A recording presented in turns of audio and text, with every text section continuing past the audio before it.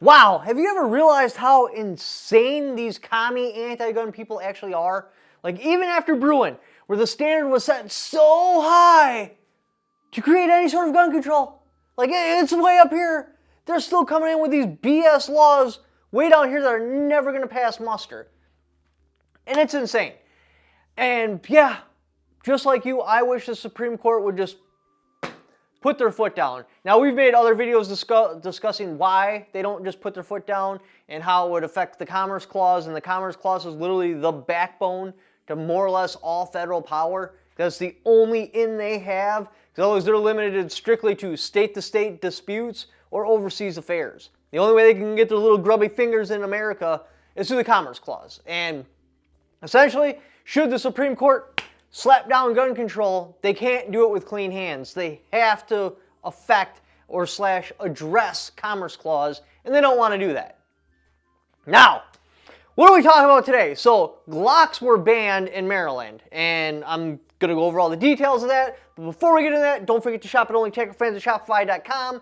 That's the storefront that supports all of this. We have a bunch of crazy cool gear there, like the Streamlight flash, rail-mounted flashlight, which solves the question, what's better, AAA batteries or CR123 in your tack lights? It takes both. So you can have a premium battery during peacetime, and should things fall off and you have to raid and scavenge for batteries, well, it can also take AA batteries. So that just opens up the whole market, and it totally squashes the argument, what's better to have inside of your tactical firearm, AA or CR123? Well, now you got both. So let's get into it. To the Digital Board of Knowledge. All right, so what just happened? Maryland just passed the bill banning Glocks. It's SB 334-HB 577. It's on the governor's desk right now, and obviously he's going to sign it because, well, his campaign and all their campaigns in the blue states are pretty much paid for by anti-gun groups. So what exactly is this talking about? They are talking about a bill that bans machine gun convertible pistols, because that somehow to them doesn't encompass every semi-automatic pistol ever made. Now they narrow it down, so what they're basically going after is striker fire. They call it with a crossbar trigger.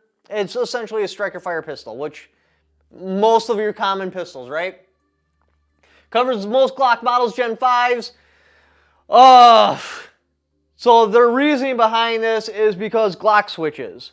So, yeah, a Glock switch is already illegal. We know this. But instead of being like, oh, hey, Glock switches are illegal, we're going to continue to enforce the law that's already on the books. We're going to go after people that aren't breaking the law by banning a specific gun from our state. It's wild. So what is this bill in a nutshell? Simply, Maryland passed this law. So should it get signed, which we all know it will, it'll go into effect October 1, 2026, and the ban will kick in January 1, 2027. So as of January 2027, there's a ban on all future purchases,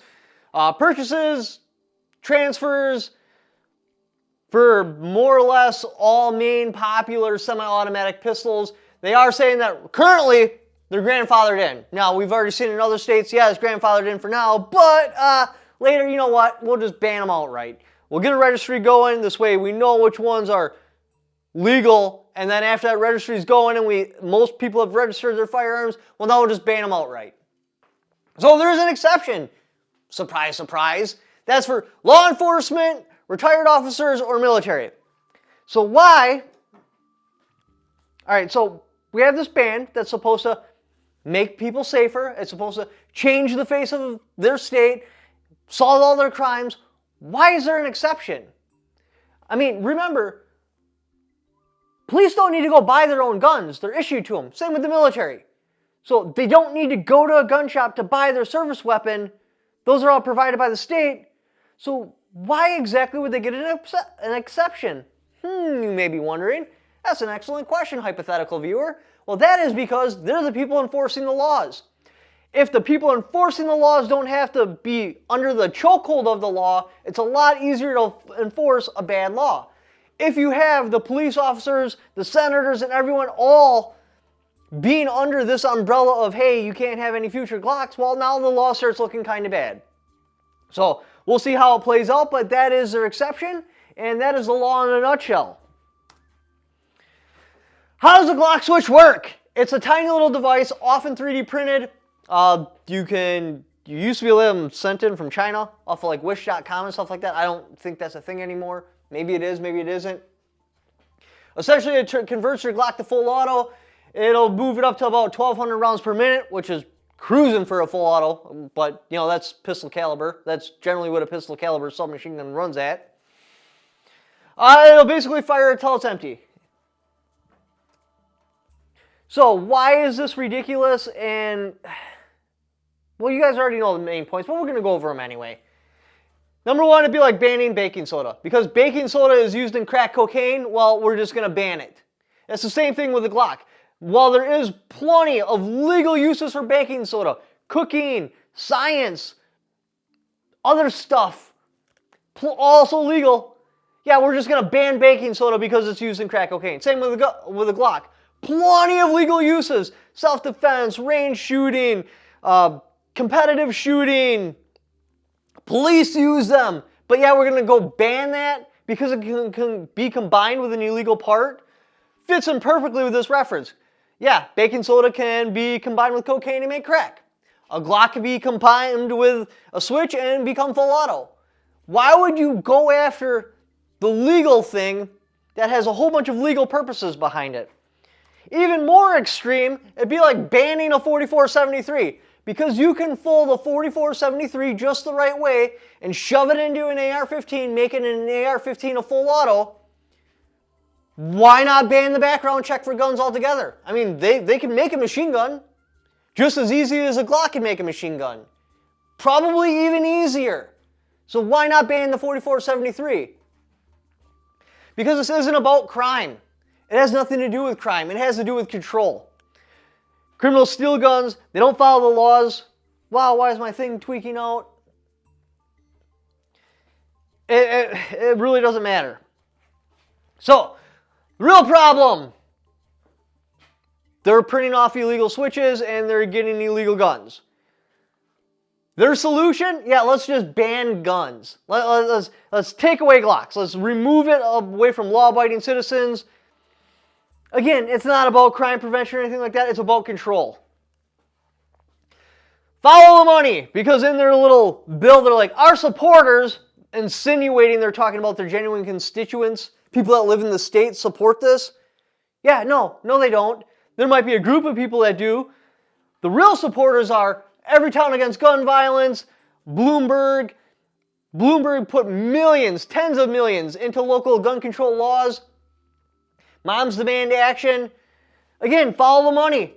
Who's paying for these campaigns? Who's getting these people in office? Campaign donors. Everytown Against Gun Safety, or Everytown for Gun Safety. Moms Demand Action. Bloomberg. The police. It's communist organizations that are funding this. Those are the supporters. Those are the people they're appeasing with this bill. So where does this all come from? That becomes because these blue states are violence and crime cesspools just because of how they run them and what they allow their people to do and the fact that they always punish the people trying to defend themselves. They become crime cesspools. Their whole catch and release thing, it just adds up. So we're looking at high crime violence, drugs, gang violence, and Glocks typically are used in these crimes. We're not arguing that. Firearms are good at saving lives, they're good at defending lives, but it's a double-edged sword. Yeah, you got the good side on this, you got the bad side on that. You know what? It doesn't matter because they're still protected in the Constitution. Bad side or not, it's our constitutionally protected right. It's our God-given right, but it's also protected by the Constitution, and they go after it. Sorry about that. So what Maryland is basically doing is trying to follow California. California already went after Glocks. Like, hey, if they can go after Glocks, you know what? So can we. What does this mean for gun owners? Well, you can't purchase or transfer the firearm. Essentially, when you die, from what I gather from all this, the firearm's got to be buried with you because you can't transfer it unless it's out of state. Resale and transfer values, they're grandfathered in. Guns are obviously going to get really expensive. Now, maybe I'm understanding this wrong, and maybe you can transfer a pre-owned firearm. Maybe they're saying you can't have one transferred in from out of state. I don't know. We'll have to see how it all plays out. I'm unclear on this. Success, it's probably going to pass. That's just the way it is. Everything's already passed. All the governor's got to do is sign it. We already know who's funding his campaigns and stuff like that, so he's clearly going to sign this. So, here's the part that's really upsetting. Glock bent the knee. Basically, Glock, instead of what Glock should have did is they should have got together with a whole bunch of other pistol manufacturers that would be banned, form some sort of coalition, maybe call it a Striker Fires Against Commies or something like that, and actually like sue the state or try to fight against them or get something against them. No, they're like, you know what? What we're going to do is we're just going to make a different Glock that's not easy to convert. The problem is it still uses that crossbar, and that's the whole problem with it. So even though they put in all this crap in their new Glock and bent the knee to them, it's still going to get banned anyway. Why does this suck? Well, it's real disappointing because Glock, we've been asking for changes for years. Like, we're like, hey, we really want a tack rail on your Glock. We really want a tack rail on your Glock. We really want a tack. Finally, after all the other manufacturers put a tack rail on their Glock, on their guns, Glock finally put out a tack rail. Then it was ambidextrous controls. We fought for that for years, and finally they did it. Just slow walking us the whole entire time, and finally they passed a law somewhere like, oh, you know, we're going to go after Glocks because it's easy to convert them into machine guns. Instead of doing the right thing and fighting this, they finally go after and like change Glocks, but in a way nobody cares about. I don't give a shit about these extra little features you put on there. That doesn't help me any, and it doesn't get you to be able to sell it in there. Yeah, I get you're trying to appease these people, but you can't appease them. There's really nothing you can do that's going to make them allow your firearm in there. You can change 100 different things because it's not about converting your firearm to a machine gun.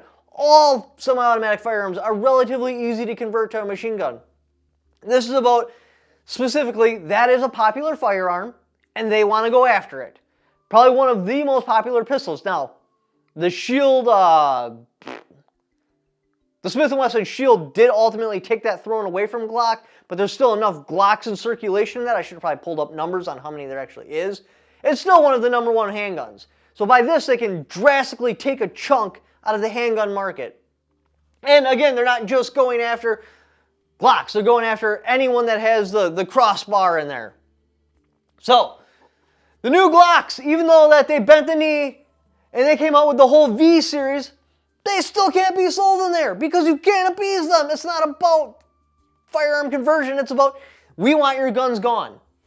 So in Maryland, state police basically had said that, hey, there's nothing you can do to the Glock that's going to make it allowed to be sold after January 1, 2027. So that's ridiculous. They could have used this opportunity, got fundraisers going, got a legal team together, and tried to fight for this, and tried to fight for our ability to buy their products. But they're like, nah, we're just gonna do what they want. We're gonna try to get an exception carved out for our gun by putting in these new anti-switch features, which doesn't matter. Again, it has nothing to do with converting it to a machine gun. It has to do with they don't want guns being sold in their state, and going after you is a nice chunk.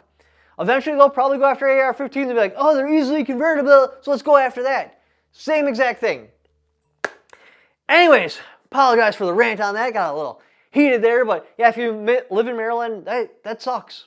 I mean, there's really nothing you can do. You can write all the congressmen you want. You can get the protests going. You can have rallies and that, but the fact of the matter is these people are elected on Bloomberg money, anti-gun money. They have to do what they want because that's what they're elected on. And if they don't do what they want, they're going to elect another Democrat.